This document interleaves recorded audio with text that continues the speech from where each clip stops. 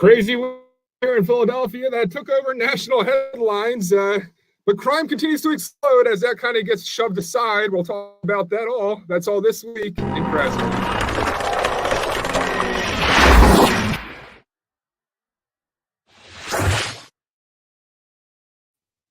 Welcome in, everybody. My name is Dan Borowski. I'm the producer of the Dom Giordano program on 1210 WPHT with the aforementioned Dom Giordano. And every week we like to chronicle the shocking crimes happening in Philadelphia under the reign of both Larry Krasner and Mayor Kenny.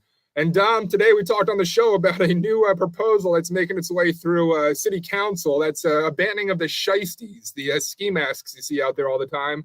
Your thoughts on that? You surprised me with that. Yeah, I'm a little bit more reluctant for a couple reasons. In the end, I would sign off on it. It's going to be limited to certain areas like SEPTA, schools, legitimate type of stuff. I just think too many times, Dan, this is not a concerted plan to push forward. It's a deflection. Yeah, around the edges, this would help, but it's Krasner is the number one thing. And I read on Twitter a guy who I like and is very knowledgeable. He thinks Sherelle Parker, if elected, he didn't say David O, but if she's elected, there's going to be a death battle here, and she represents the Black community more than Krasner can possibly do it. We know that that's not his biggest area of support. It's white progressives in insulated neighborhoods usually. What he does, though, is he papers over, he gets these ministers and all these groups. I go on his email trail, it's every week.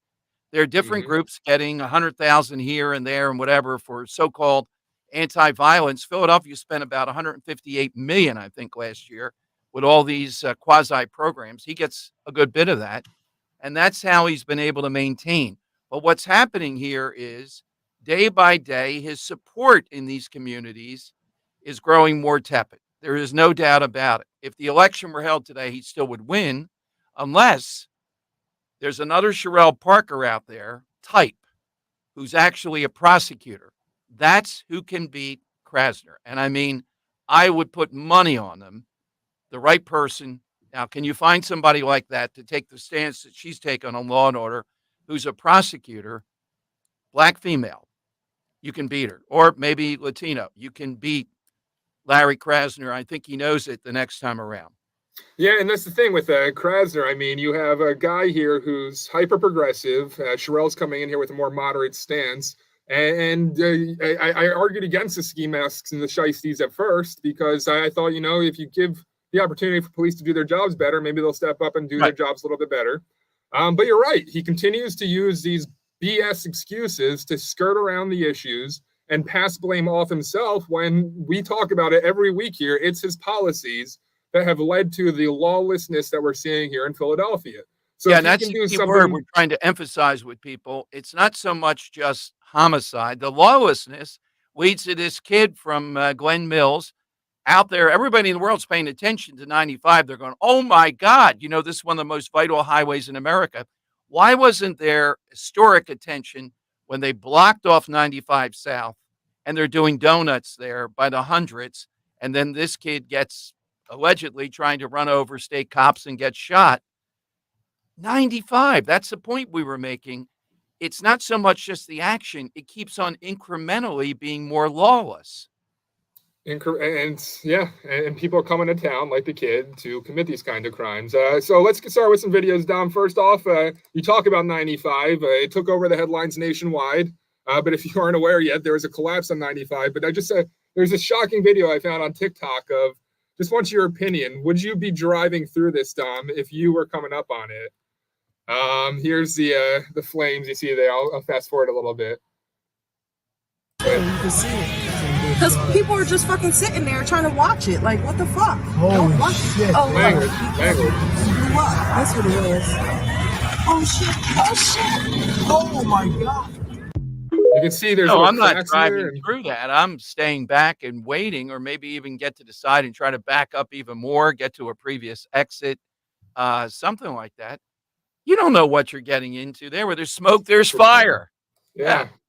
It's petrifying. You saw a crack in there. And I just bring that up real quick because you got to make mention. It's national news. But I bring up the 95 incident because this is really taken over our local news sources. Everything is centered around 95, and sadly, Right. I feel a lot of these violent crimes are going less reported, underreported, except for the great Steve Keeley, who's doing both. He's releasing these exclusive videos of, the truck going off 95 and exploding, but he's also still doing his normal, great Mhm. crime reporting that he does, that he brings to Philadelphia, Dom. And we talked about this one on air too.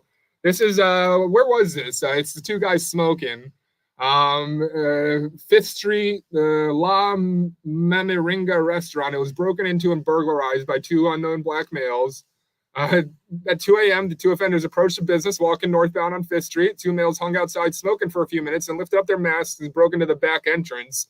Two males spent 30 minutes in the business and later fled southbound. On 5th Street. And they got video of the guys smoking. And just for stupid criminals' sake, you're burglarizing a store. What's the point of taking a smoke break and pulling down your masks, your shiesties?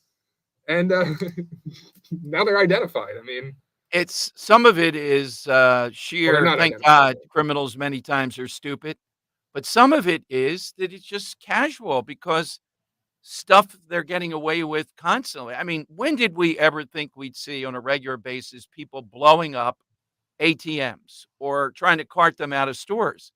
It's my theory of life is all incrementalism. That's how. And next year, it'll be even bolder unless there's something done. It's both stupid and casual bold. This is Philadelphia. Like, what the heck? It's nuts. It's nuts. I said they've been identified. Let me put that back up there real quick. That's just if you have information on these, because they have not been identified yet, these suspects. But Yes. at least they showed their entire face, so it might make it a little bit easier to identify those idiots. But that's, a burglary's less violent, but there is some more violent crime going on. You know the scene in The Wire when Omar he has his team and they go on that, city street and they just open fire and it turns into like a gun war out on the street, and some kid that's inside his window gets hit with a rogue bullet, and it turns like a whole little storyline there. That storyline from The Wire seems to have played out.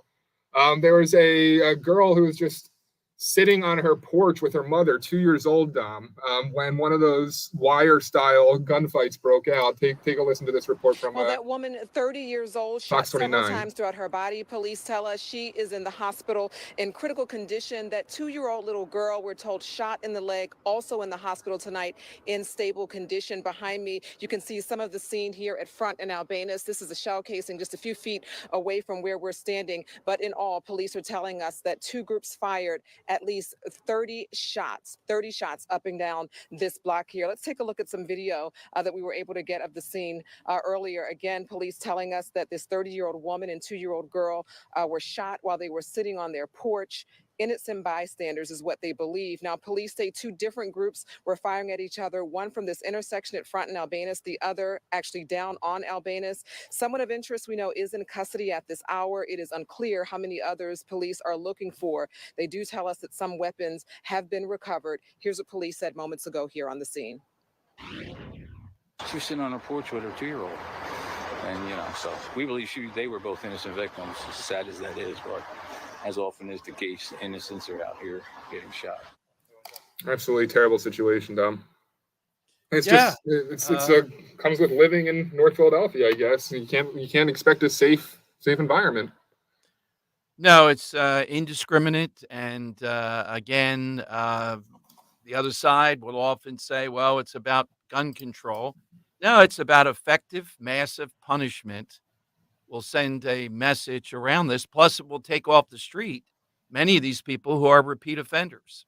Yeah, never forget the Larry Krasner quote from his office in the Inquirer about, illegal guns aren't worth bringing somebody in for, or possession of a legal weapon, whatever these that are was. people that are felons by definition can't have a weapon. If you stop them, put them away for 10 years, I would maximize that. What's wrong with 20 years until the message cuts down on this? It's mitigation. It's incrementalism. And we do this show for multiple purposes, but you and I both living in Philadelphia, we really just want a safer life. Luckily, Right. We live in both places that haven't been hit too hard by this crime. We've seen a lot of, I had my catalytic converter stolen. But we just want a freaking safer world to live in. And Philadelphia, Dom, like even Uber drivers are struggling to do their jobs in a safe manner. This one comes from 6ABC. News: an Uber driver was shot with a customer in the car in a Philadelphia neighborhood. Police are trying to determine if this was the second stray bullet shooting in the same night. The first incident injured a mother and her 2-year-old daughter. Action News reporter Katie Catro is live at police headquarters to tell the rest. Good morning, Katie. Good morning, Matt. And that's exactly right. Police say that Uber driver was struck and the bullets just missed the passenger. So that 18-year-old passenger who was in the back seat, she heard the gunshots, heard a bullet go through the back window. So she's extremely lucky because she was missed by getting struck by gunfire by just a few inches. Police say the Uber driver kept driving, losing control, jumping the curb, striking a utility pole. It happened around 11:15 last night on the 1300 block of West Lehigh Avenue in North Philadelphia. Police say the bullet came through the rear window, hitting the driver's headrest, then hitting the driver in the back of the head. The 18-year-old woman who was the passenger was not hurt. She told police shots were fired all of a sudden for no reason. What a horrible, horrible freaking place to live in right now, man. Like, just want to take an Uber ride. 18-year-old trying to take an Uber ride. I don't know if there was beef there with the driver. I have no idea what the hell went on there, but gosh, you can't even do that, man. And ATVs, dirt bikes, still a problem, especially with the weather getting warmer. But this picture popped up on Reddit today, was one of the highest upvoted ones with a lot of support. You have one of those side-by-sides there, a cop on each side. Looks like they might have crashed into it to get it to stop or something. And just sitting there. I don't have any more details on it. I just saw this photo pop up on Reddit, Dom. But finally. Looks like police might be doing something about these. I can only assume, though, if they're cornering a side-by-side like that, had to be involved in some kind of gun crime or violent crime there. So, yeah, let's just hope that they get a handle on this. Sorry, Dom. I thought you had something there. No, you're good. You're good. And I have SEPTA, who's trying to turn a corner here, make things safer for their drivers, but not their passengers. They've announced a new pilot program. Dom, here's NBC. SEPTA is going high tech to crack down on illegally parked cars. The transit agency partnering with an artificial intelligence company on a pilot program.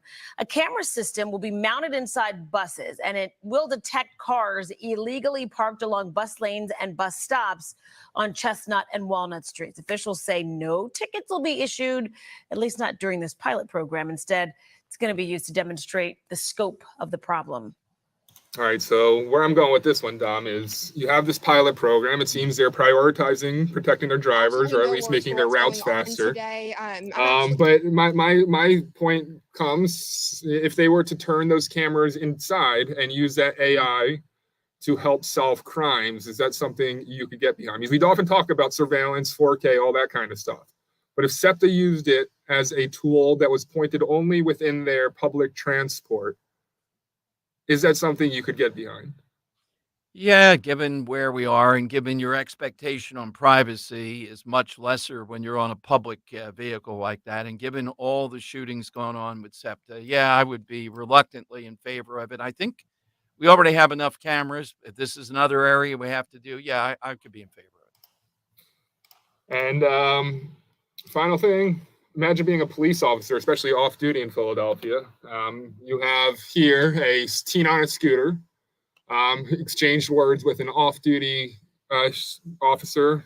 I guess he was on his way home after his shift, heard popping sounds after exchanging words, and felt a pain in his right side and an apparent graze wound. The teen reached into his waistband, produced a firearm, and discharged it at the officer he was having an argument with. This all comes again from the great Steve Keeley, who provided video as well. That's what we got, the off-duty officer's car. But what the hell's a kid doing with a gun, riding a scooter, having words with an off-duty officer? Like, only in Philadelphia, man. Well, I can't say only in Philadelphia anymore because we talk about the other cities, too, with these progressive policies. It's the same thing.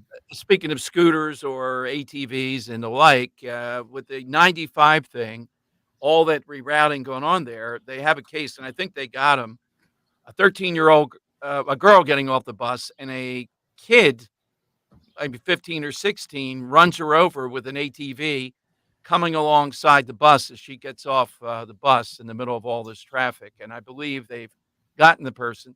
These are menaces, though. And the city is foolhardy in not taking them on when you can't let hundreds of them drive through. We have Yeah. devices where you can flatten their tires. They can be surrounded. I realize you can be coming up with some element of risk, but if any of them started driving up on sidewalks, you got to hunt them to the ends of the earth, and you have to drag them out of their house and bring them in, and then you have to be all over Krasner. You just can't let them say we're going to do whatever the hell we want.